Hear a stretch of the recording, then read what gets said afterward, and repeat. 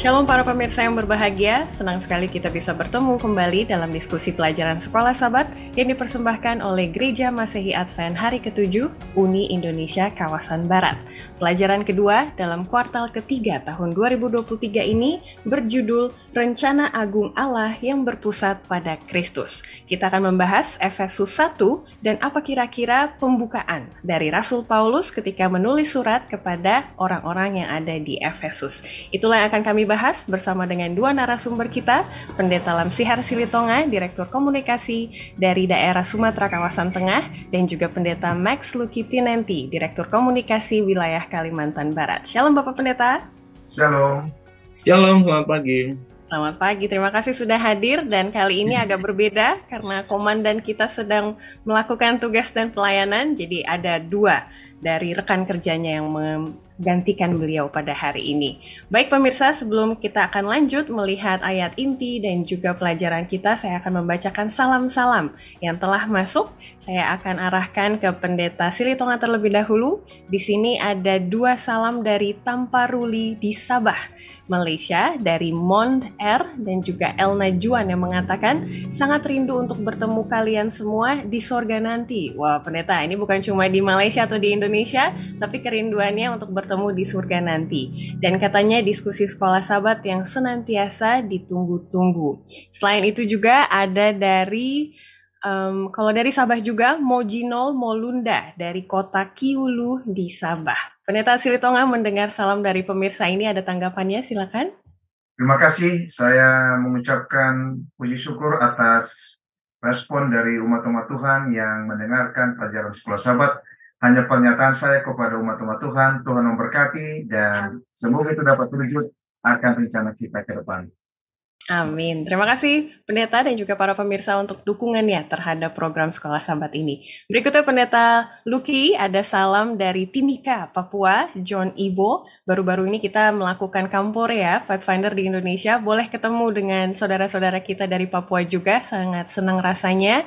Berikut juga dari Minahasa Utara, Bitung, dari Jakobus Sunarto mengatakan salam dari umat-umat Tuhan di Bitung, Minahasa Utara. Berikutnya dari Kota Manado juga, dari akun Roli Takalamingan, dan juga dari Kupang. Ini kampung dari Pendeta Lucky. Dalam akun Merlin Tiran mengatakan senang sekali bisa bertemu langsung dengan Pendeta Sony dan juga Kak Ivy. Memang bulan lalu ya kami ke Kupang. Kira-kira ada respon tanggapan Pendeta untuk para pemirsa ini?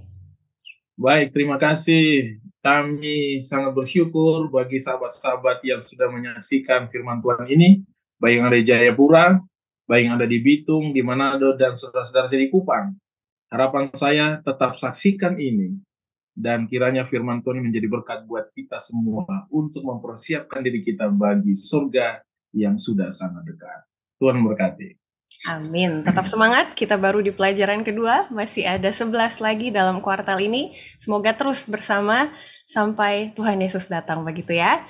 Saya akan bacakan ayat inti dari pelajaran kedua dengan judul Rencana Agung Allah yang berpusat pada Kristus, terdapat di dalam Efesus 1 ayat 3. Terpujilah Allah dan Bapa Tuhan kita, Yesus Kristus, yang dalam Kristus telah mengaruniakan kepada kita segala berkat rohani di dalam surga. Pendeta Lucky, boleh tolong buka kita di dalam doa? Mari kita berdoa. Bapa di sorga, kiranya Roh Kudus Tuhan menjadi bagian kami. Di saat kami akan membuka setiap lembaran firman Tuhan, membicarakan kasih Tuhan melalui buku Efesus pada saat ini, kiranya Roh Tuhan yang berbicara melalui bidang lidah kami, sehingga siapapun yang mendengarkan firman ini terberkati, bahkan membawa hidup masing-masing kami, rohani kami, untuk semakin dekat kepada Tuhan, bahkan dipersiapkan untuk hidup yang kekal itu. Berkati hamba-Mu, berkati Pendeta Silitonga, juga Ivy, serta Brother Daniel di belakang layar. Tuhan berkati kami semua agar melalui video ini, pelajaran ini, banyak umat Tuhan terberkati. Terima kasih Tuhan, di dalam nama Yesus kami berdoa. Amin. Amin. Amin, terima kasih. Para pemirsa sekalian, kami selalu tunggu interaksi dalam berupa komen ataupun pertanyaan di dalam kolom chat di bawah dari video ini. Jadi silahkan sambil kami diskusikan, boleh kami tunggu interaksinya juga yang akan kami tanggapi di episode yang akan datang. Kembali mengingatkan, tulisan Rasul Paulus kepada jemaat Efesus ini adalah untuk memotivasi umat-umat Tuhan dalam kehidupan berjemaat. Seberapa pentingnya sih kita hidup dalam sebuah gereja satu sama lain secara sosial ataupun manfaat rohaninya. Dan dalam Efesus 1 sangat terlihat sekali ada beberapa tema-tema besar yang akan kemudian diulang-ulang selama kitab Efesus, dan itu yang akan kita lihat pertama. Di hari Minggu dengan judul Dipilih dan Diterima dalam Kristus. Ini sebagai pembukaan. Biasanya kalau pembukaan katanya Rasul Paulus sangat suka untuk bersyukur. Nah, ini apa maksudnya Pendeta Lamsihar Silitonga ketika dia memulai menulis, ayo diajak, mari kita menyembah, kembali lagi memuji nama Tuhan. Penuh dengan ucapan syukur. Silakan Pendeta Silitonga tanggapi. Baik, terima kasih Evi. Dalam hal ini perlu untuk kita sebagai umat-umat Tuhan, kita merasakan salah satu hal berkat yang sangat luar biasa dapat kita miliki sebagai pengikut Yesus Kristus. Berbicara mengenai pelajaran hari Minggu, dipilih dan diterima dalam Kristus. Salah satu konsep yang perlu kita perhatikan di masa-masa liburan ini, sering kita lihat bahwa banyak para siswa yang ingin duduk di bangku perkuliahan dan ingin supaya dia dipilih dan diterima. Dan itu merupakan salah satu hal yang diinginkan oleh para anak-anak muda setelah lulus dari bangku SMA. Dan apalagi kalau sudah terpilih di universitas negeri, betapa luar biasanya dirinya. Karena dia dipilih dalam hal nilai yang sangat memuaskan. Dan kemudian dia menjadi mahasiswa-mahasiswi di universitas yang sangat terkenal mungkin di negeri. Dan itu juga merupakan bagian yang perlu untuk kita sadari bahwa kita saat ini dipilih dan diterima dalam Kristus, yang memang salah satu hal yang perlu kita mengucap syukur atas apa yang Tuhan telah berikan bagi kita. Kalau kita perhatikan dalam tulisan Rasul Paulus ini, dalam Efesus pasal yang pertama ayat yang ketiga sampai ayat yang ke-14, bahwa di dalam Kristus Allah memilih kita dan menerima kita. Ini luar biasa nih. Bahkan dalam Kristus kita telah diampuni dan ditebus. Bahkan juga dalam Kristus kita menerima keselamatan yang dari Allah. Dan di dalam Kristus umat manusia dapat menemukan satu kesatuan dan keselarasan. Bahkan di dalam Kristus kita penuh dengan kebahagiaan dan pujian. Maka kalau kita sudah berada dalam Kristus, maka kita akan mengucapkan pujian dan terima kasih oleh karena Allah yang telah memilih kita dan telah memanggil kita. Jadi hal yang perlu kita perhatikan sebagai pengikut Yesus Kristus, bahkan lebih spesifik lagi nantinya kita akan pelajari bahwa satu konsep yang kita perhatikan bahwa memang Allah mengadopsi kita. Luar biasa. Kita ini menjadi anak yang diterima oleh Allah dan kita akan mengikuti segala petunjuknya. Bukankah kita juga patut merasakan sukacita dan pujian yang perlu kita sampaikan serta ucapan syukur yang kita berikan kepada Allah sebagai pencipta kita. Mungkin demikian dapat saya berikan dalam hal ini, Evi, untuk hari Minggu. Terima kasih Pendeta untuk ilustrasinya, sangat membuat kita mengerti bahwa ketika Allah memandang kita spesial, maka hidup kita akan menjadi lebih spesial, begitu ya, karena kita sudah dipilih dan diterima apa adanya oleh Kristus. Dan di pelajaran ini dikatakan ada banyak berkat-berkat rohani ketika kita berada di dalam Kristus. Nah, Pendeta Lukiti nanti di dalam Efesus 1 ada satu frase yang diulang-ulang, di dalam sorga, di dalam sorga. Jadi baru awal mula dari surat, tapi sudah diingatkan bahwa hidup kita ini bukan hanya di dunia gitu ya, tapi di dalam sorga. Dan ini ada kaitannya dengan apa yang Pendeta Lamsihar Silitonga tadi jelaskan di awal. Silakan Pendeta boleh tambahi. Baik, terima kasih Ivy. Para pemirsa yang dikasih oleh Tuhan, saat ini kita sedang hidup di dunia yang penuh dengan dosa. Bahkan keberuntungan kita, tadi sudah dijelaskan oleh Pendeta Silitonga bahwa saya dan saudara dipilih dan diterima meskipun saya dan saudara berdosa. Maka Yesus tidak membiarkan kita hidup dalam dosa ini, oleh karena Dia sudah memilih dan menerima kita, maka Yesus pun rindu kita meninggalkan tempat yang penuh dengan dosa ini. Manakah tempat itu? Itulah yang diulang-ulangi dalam Yesus pasal 1, bahwa ada surga, Surga ini adalah tempat yang penuh dengan kebahagiaan. Tempat di mana Allah tinggal. Tempat di mana penuh dengan kerohanian, kesucian. Lokasi di mana Allah dimuliakan di sebelah kanan Bapa. Bahkan janji itu pun bukan saja di Efesus, tapi di Injil, baik di kitab lain diulang-ulangi. Untuk menunjukkan kepada saudara-saudara bahwa Yesus mengasihi kita. Dia tidak mau kita tinggal lama-lama di dunia dosa ini. Tapi dia mau kita bersama dengan dia di tempat yang penuh dengan suci dan kemuliaan itu. Dan ini menjadi kabar sukacita buat kita, saudara. Jadi kalau hari ini saya dan saudara sedang hidup dalam penderitaan, sukacitanya buat kita bahwa satu kelak nanti kita akan pindah dari sini. Kita akan ke tempat di mana Allah berada, dan kita akan hidup dengan penuh sukacita bersama dengan Dia, yaitu surga yang sudah disiapkan buat kita. Terima kasih. Amin, terima kasih. Jadi Rasul Paulus mengingatkan kepada jemaat Efesus bahwa kalian, umat-umat Tuhan, adalah orang-orang yang spesial, dan ketika kalian berjemaat, berkumpul dalam suatu perkumpulan, maka di situ ada rasa-rasa surgawi gitu yang bisa dibangun untuk nanti kita nikmati bersama. Lalu kita lanjut ke hari Senin dengan judul Penebusan Mahal, Pengampunan Melimpah. Di sini kita akan disemangati lagi. Ketika jemaat Efesus tawar hati, maka Rasul Paulus mau mengingatkan bahwa kamu sudah ditebus, kamu sudah diampuni. Apa artinya Pendeta Silitonga hidup sebagai orang yang ditebus? Kita mulai dari penebusan dulu ya, nanti Pendeta Luki akan mencoba menjelaskan mengenai pengampunan. Silakan Pendeta Silitonga. Terima kasih, Evi. Berbicara mengenai penebusan merupakan hal yang patut untuk kita terima atas sesungguhnya dosa inilah yang menjadi pemisah kita dengan Allah.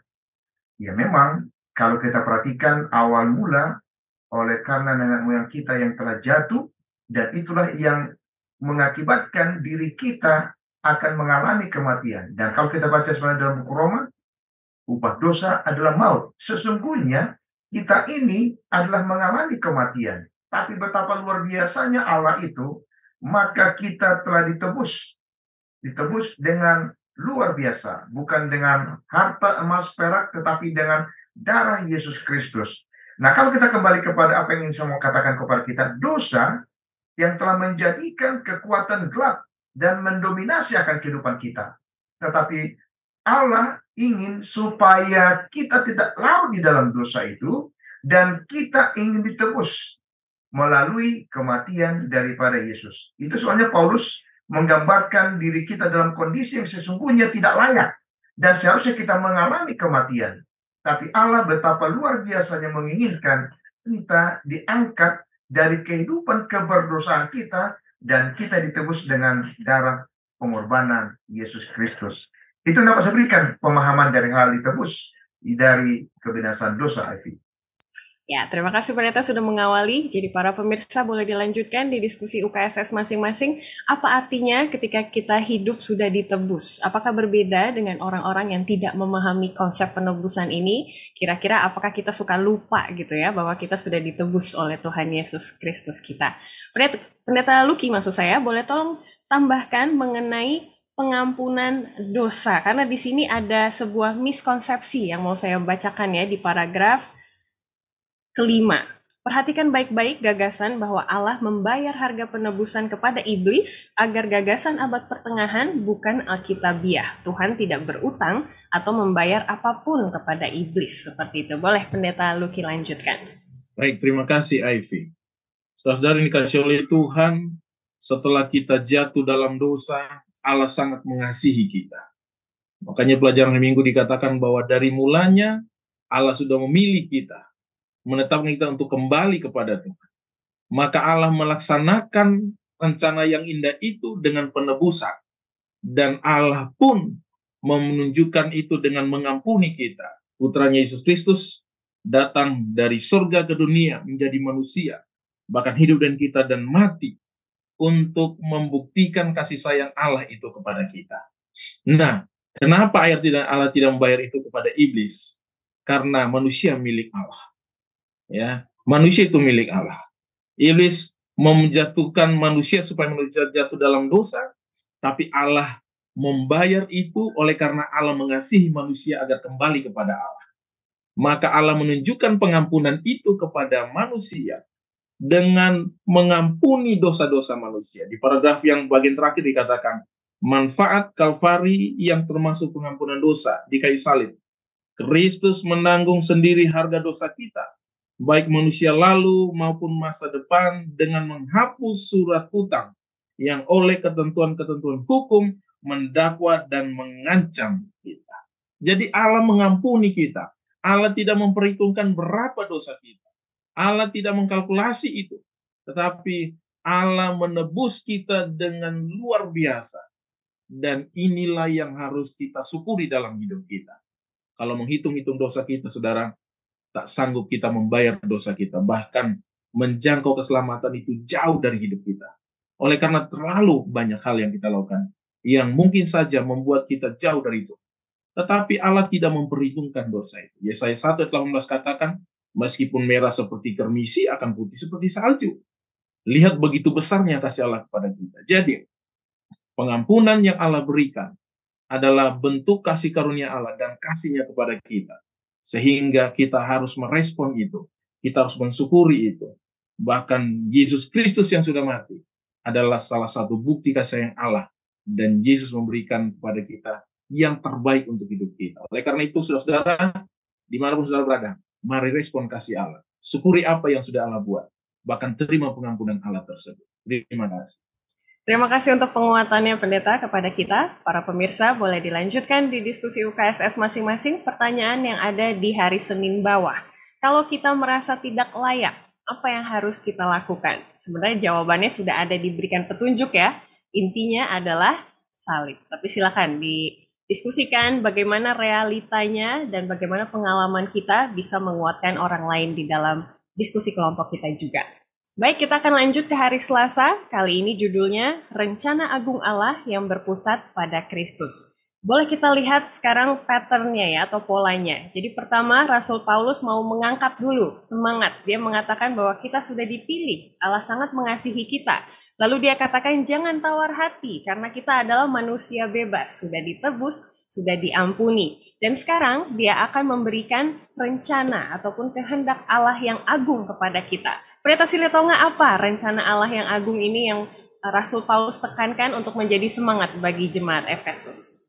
Baik, pemirsa dimanapun kita berada, pada pelajaran sekolah sahabat kita berbicara mengenai rencana agung Allah yang berpusat pada Kristus. Ini memberikan gambaran kepada kita dari tulisan ilham pena inspirasi yang Tuhan berikan kepada Rasul Paulus, adalah Allah memberitahukan kepada kita sebuah rahasia kehendak Tuhan yang sesuai dengan maksud Tuhan dan ditetapkannya di dalam Kristus Yesus sebagai rencana kegenapan waktu yang Yesus telah wujudkan. Dan untuk apa? Mempersatukan di dalam Tuhan segala sesuatu, baik yang di sorga maupun yang di bumi. Nah, pelajaran kita untuk saat ini, pemirsa dimanapun kita berada, bahwa di sini Paulus menjelaskan sebuah rencana yang secara rinci dari tulisan yang dia terima, pena inspirasi yang diberikan kepadanya kepada orang-orang yang ada di Efesus. Dengan maksud agar kiranya kita memiliki sebuah kesatuan di dalam Kristus, didasarkan pada kematian, kebangkitan, dan kenaikan, serta permuliaan yang ditujukan hanya melalui Yesus Kristus. Inilah sebuah rencana yang Tuhan mau agar kehidupan kita bersama dengan tuntunan Roh Kudus selama kita hidup di dunia ini, kita akan merasakan salah satu pemberian yang luar biasa yang Tuhan telah berikan bagi kita. Yang kemudian kalau kita perhatikan kembali bahwa rencana ini dimulai dengan mempersatukan umat manusia, baik orang Yahudi dan bukan Yahudi. Jadi kita satu dalam gereja. Jadi tidak ada perbedaan. Entah kita dari suku manapun, kita adalah sama dipersatukan. Ini merupakan sebuah rencana yang sangat luar biasa yang lewat pena inspirasi kepada Rasul Paulus agar kiranya seluruh umat-umat Tuhan yang kita ini adalah bersatu di dalam menguatkan satu dengan yang lain. Jadi untuk itu, mari kita merasakan sebuah gambaran yang Allah inginkan agar umat-umat Tuhan dimanapun kita berada memiliki satu konsep. Allah memiliki rencana yang sangat luar biasa hanya berpusat kepada Kristus dan bukan kepada orang-orang lain, tapi lewat kehidupan Yesus Kristus. Inilah yang akan mendorong kita akan lebih memiliki konsep bersama dengan Yesus. Itu gambaran yang dapat saya berikan, Adi. Ya, terima kasih Pendeta, dan saya rasa di sini para pemirsa akan lebih melihat relevansinya kepada jemaat kita sekarang. Bagaimana ketika kita berpusat kepada Kristus, maka jemaat kita ataupun gereja kita akan ada kesatuan, dan ternyata kesatuan itu adalah rencana agung Allah, Pendeta Lucky. Bagaimana Pendeta mengobservasi kehidupan jemaat saat ini dengan tema kesatuan, apa pesan dan juga motivasi terlebih khusus kepada jemaat yang sedang menonton saat ini? Baik, terima kasih Ivy. Melanjutkan apa yang Pendeta Silitonga katakan dan yang Ivy sampaikan. Saudaraku, memang di akhir-akhir waktu menurut kedatangan Yesus yang kedua kali ini, saya dan saudara harus lebih kuat di dalam Tuhan. Setan dengan geramnya telah turun kepada umat-umat Tuhan. Dan memang setan bukan memecahkan, melainkan setan mencoba untuk memecah belahkan umat-umat Tuhan agar tidak bersatu di dalam jemaat. Tidak kali berpusat kepada Allah. Maka umat-umat Tuhan yang ada saat ini di dalam Efesus pasal 4, saya dan saudara diamarkan sebagaimana Paulus menulis surat kepada Efesus, kita punya banyak karunia, kita punya banyak yang kita miliki, talenta apapun, tetapi kiranya apa yang kita miliki itu bukan membuat kita berjalan masing-masing kepada kemampuan kita, tapi kita bersatu di dalam Tuhan untuk memajukan pekerjaan Tuhan, bahkan mencintai Tuhan sebagai pusat dari segala rencana yang Tuhan miliki. Jadi kita tidak mengandalkan hidup kita masing-masing, atau kita mengandalkan kekuatan kita, tidak. Allah hanya ingin supaya karunia-karunia yang berbeda dalam jemaat ini digunakan untuk bersatu dalam Kristus, memajukan pekerjaan Kristus. Bahkan di Efesus pasal 6 juga, untuk mempersatukan itu, bahkan melawan kuasa setan yang sedang turun untuk memecah belahkan jemaat. Maka Rasul Paulus menuliskan kita harus menggunakan perlengkapan senjata Allah. Ya, kita harus gunakan hari ini. Jangan kita tinggalkan itu. Di tengah-tengah jemaat, kita bangun jemaat ini, kita harus bersatu dengan Kristus. Menggunakan karunia-karunia talenta-talenta itu untuk satu tujuan, untuk hidup bersama Kristus.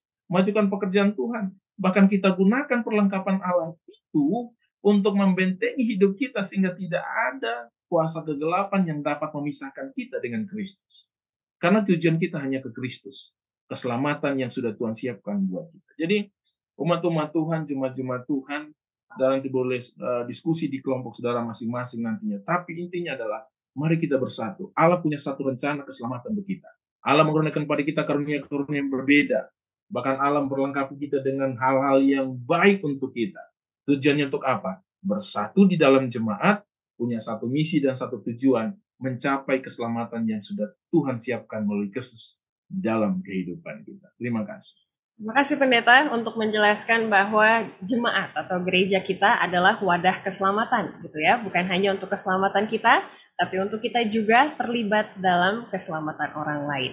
Baik para pemirsa, kita akan lanjut ke hari Rabu dengan judul Hidup dalam Memuliakan Keagungannya. Saya rasa di bagian pertama dari hari Rabu ini dapat menjawab orang-orang yang mulai mempertanyakan, Pendeta Silitonga, apa sih gunanya saya ke gereja gitu. Kayaknya saya lebih suci sendiri deh gitu. Di gereja sepertinya toksik gitu kalau kata anak muda seperti itu ya. Tapi di sini ditekankan lagi fungsi dari gereja dan bagaimana hidup dalam kemuliaan Tuhan itu bisa terpancar di dalam jemaat kita masing-masing. Silakan Pendeta. Baik, terima kasih. Pemirsa dimanapun kita berada, berbicara mengenai hidup dalam memuliakan keagungannya adalah konsepnya kita perhatikan. Ingat, tadi kita sudah perhatikan bahwa Allah memiliki sebuah rencana yang sangat luar biasa kepada kita orang berdosa, itu ada dalam Yesus Kristus. Kita perhatikan ketika Yesus berada di dunia ini, kehidupannya, kata-katanya, semuanya adalah mendatangkan sukacita bagi orang yang mendengarkan. Dan berbicara mengenai hal ini, kalau kita baca dalam buku Lukas pasal 4:16, kalau saya tidak salah, saya mengatakan bahwa menurut kebiasaannya dia pergi ke rumah ibadah.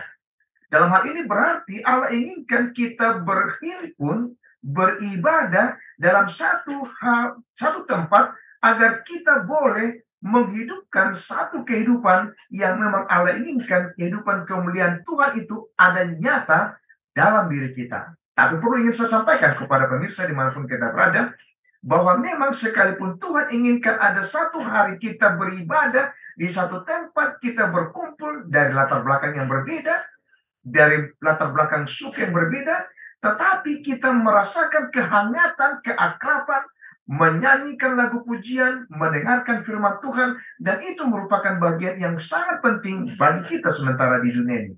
Karena Yesus telah menentukan satu tempat yang kita mau berkumpul, beribadah.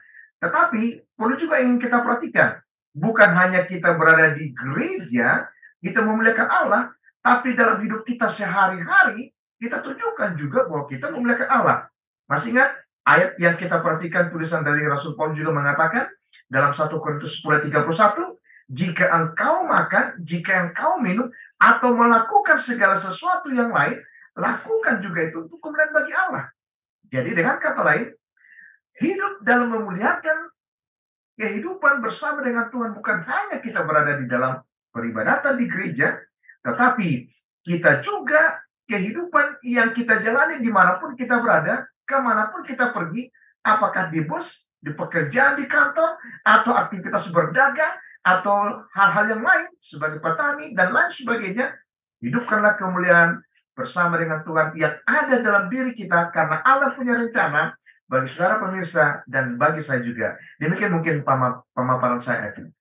Amin. Betul sekali pendeta. Di pelajaran kali ini juga ditekankan bagaimana ketika anak-anak Allah berkumpul dan memperlihatkan kemuliaannya, maka kuasanya lebih besar gitu ya. Ketika orang lain melihat, oh ternyata bukan satu orang saja yang baik, ternyata satu gerejanya juga baik, satu keluarganya juga baik. Dan juga dikatakan di dalam jemaat Allah, di sanalah ada akses ke banyak berkat melalui Kristus. Jadi sangat disayangkan kalau kita mulai antipati begitu ya dengan kehidupan kejemaatan.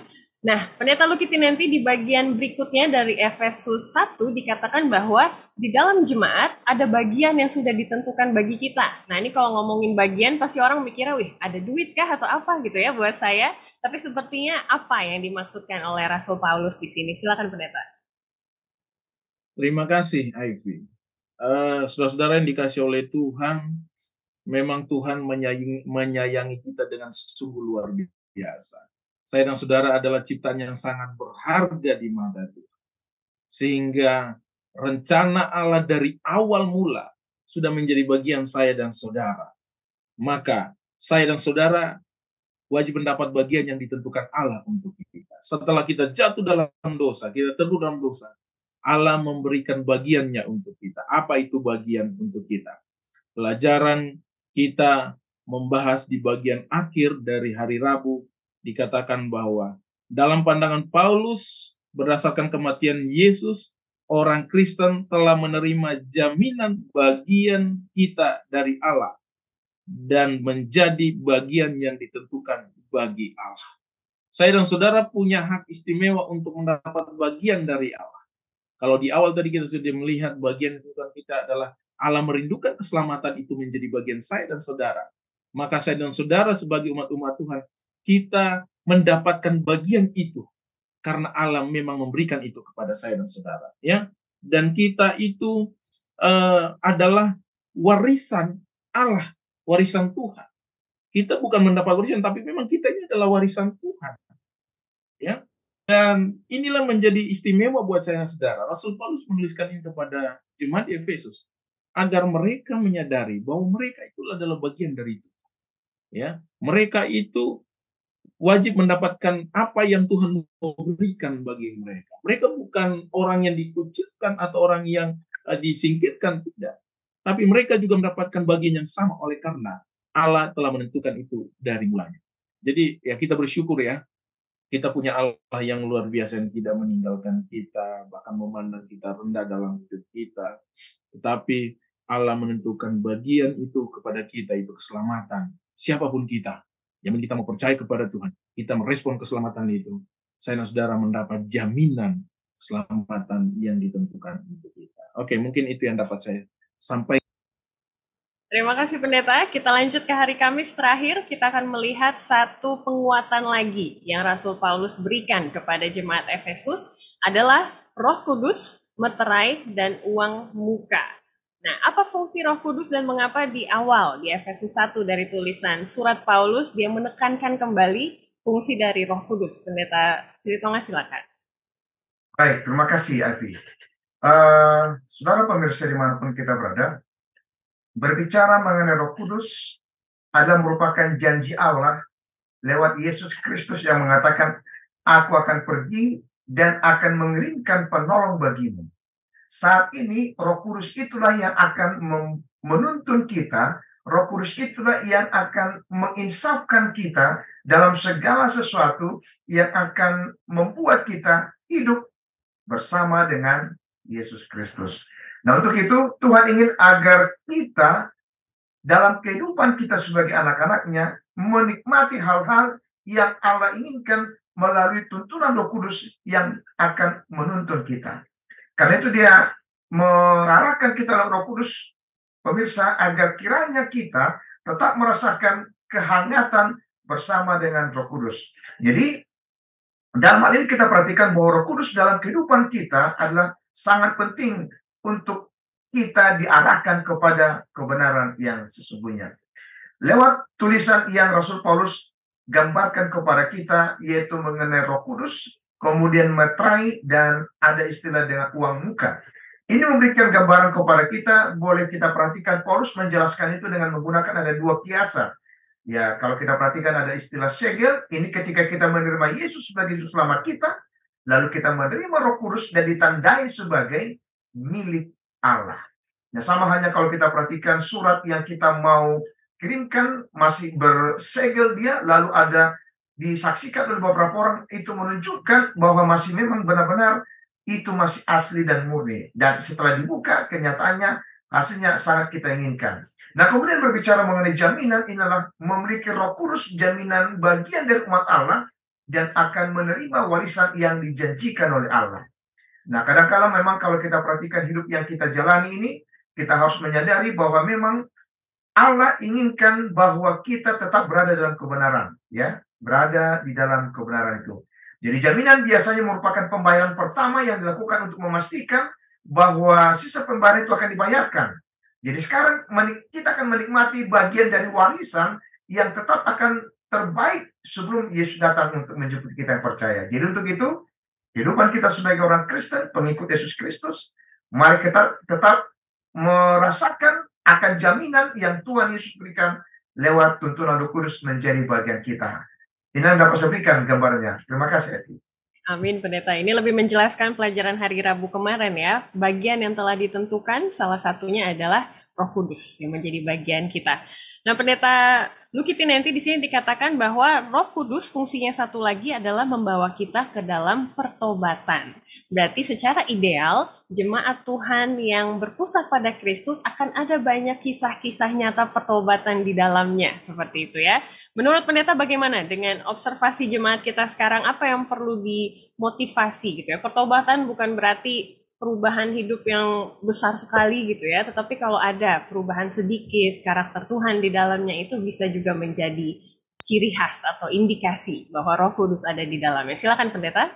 Baik, terima kasih Ivy. Saudara-saudara dikasih oleh Tuhan, memang di akhir-akhir waktu ini saudara saya dan saudara perlu berbalik kepada Tuhan jika memang kita menyadari kita berdosa. Ya, pertobatan sangat dibutuhkan dalam hidup kita. Apa yang saudara lakukan, seberapa besar yang saudara sadari hidup saudara bahwa saudara sudah jauh dari Tuhan, mari lakukan pertobatan tersebut. Apapun yang saudara lakukan.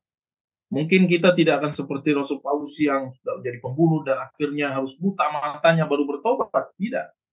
Mungkin kita akan tidak seperti nabi-nabi yang lain yang luar biasa hidup mereka. Tapi apapun, sekecil apapun yang kita lakukan hari ini untuk menunjukkan pertobatan kita, saya yakin itu akan menjadi satu yang berharga di mata Tuhan. Kenapa? Karena pelajaran kita mengatakan bahwa Roh Kudus itu diturunkan kepada kita menjadi meterai dan jaminan buat kita, uang muka, saudara. Dan Roh Kudus ini bekerja tiap hari dalam hidup kita, kecuali saya dan saudara akan tidak untuk Roh Kudus. Tapi kalau Roh Kudus masih mau bekerja untuk hidup kita, saudara, sekecil apapun kita akan melakukan untuk menunjukkan bahwa kita bertobat di hadapan Tuhan. Ya, dengan kita datang ke gereja, mungkin kita dengan mulai meninggalkan kehidupan lama kita, mungkin tidak bertobat sepenuhnya belum, tapi kita meninggalkan kehidupan lama kita, saudara, kita sudah mulai bertobat di hadapan Tuhan. Dan ingat, itu semua karena kerjanya Roh Kudus. Dan saya melihat ada satu yang istimewa dari pelajaran kita hari ini adalah uang muka. Roh Kudus itu diberikan sebagai uang muka, bukan dari saya tetapi dari Tuhan, saudara. Ya, mungkin ilustrasi singkat, kalau saya membeli kendaraan, saya harus DP dulu, baru saya dapat kendaraan. Saya yang menginginkan kendaraan itu, saya yang DP. Tapi sekali ini bukan saya, saudara. Tuhan yang memberikan DP kepada saya karena dia ingin saya kembali. Ini luar biasa. Saya pikir ini sangat-sangat luar biasa. Dan kalau saya dan saudara meninggalkan kesempatan ini, saya dan saudara memang sungguh luar biasa kita tinggalkan Tuhan. Jadi Tuhan sudah menyayangi kita. Dia DP dengan menurunkan Roh Kudus agar saudara bertobat. Mari lakukan pertobatan itu sebesar apapun.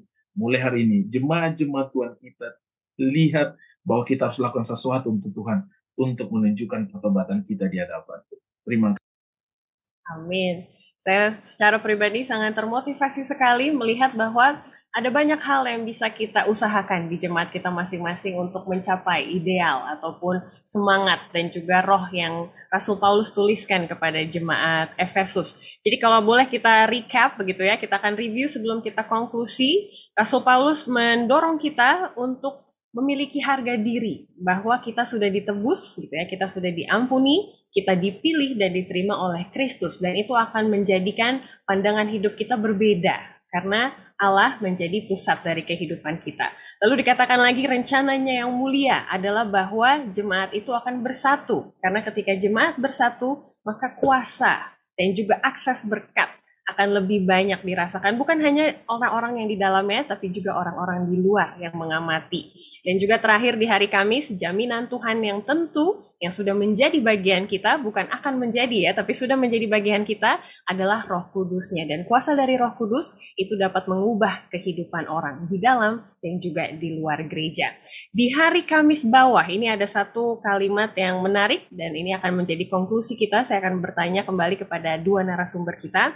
Kalimat terakhir hari Kamis dikatakan, tugas kita adalah menerima dengan hati yang bersyukur dan tunduk pada apa yang telah ditawarkan kepada kita di dalam Yesus. Jadi konklusinya, saya akan kembali kepada Pendeta Silitonga dan juga Pendeta Luki Tinenti setelah melihat Efesus 1 ataupun pembukaan surat Efesus dari Rasul Paulus, apa yang seharusnya menjadi respon kita secara pribadi ataupun secara berjemaat, supaya kehidupan kita juga sesuai dengan kehendak Tuhan di Efesus 1 ini. Boleh saya mulai dari Pendeta Silitonga terlebih dahulu?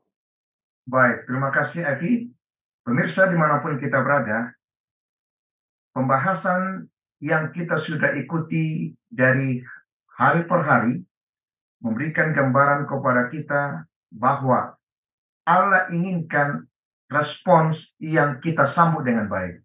Nah, kalau saya memberikan sebuah ilustrasi dalam setiap keluarga, kita sebagai orang tua yang memiliki anak, di saat kita mengatakan kepada anak itu untuk melakukan apa yang ingin kita harapkan agar anak kita laksanakan, bila respons anak ini tidak ada disambut dengan baik, bagaimana kira-kira hati para orang tua, baik sebagai seorang ayah ataupun sebagai seorang ibu?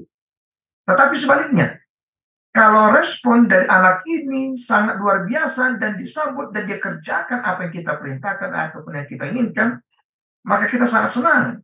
Oleh karena anak ini cepat menanggapi apa yang kita ingin harapkan.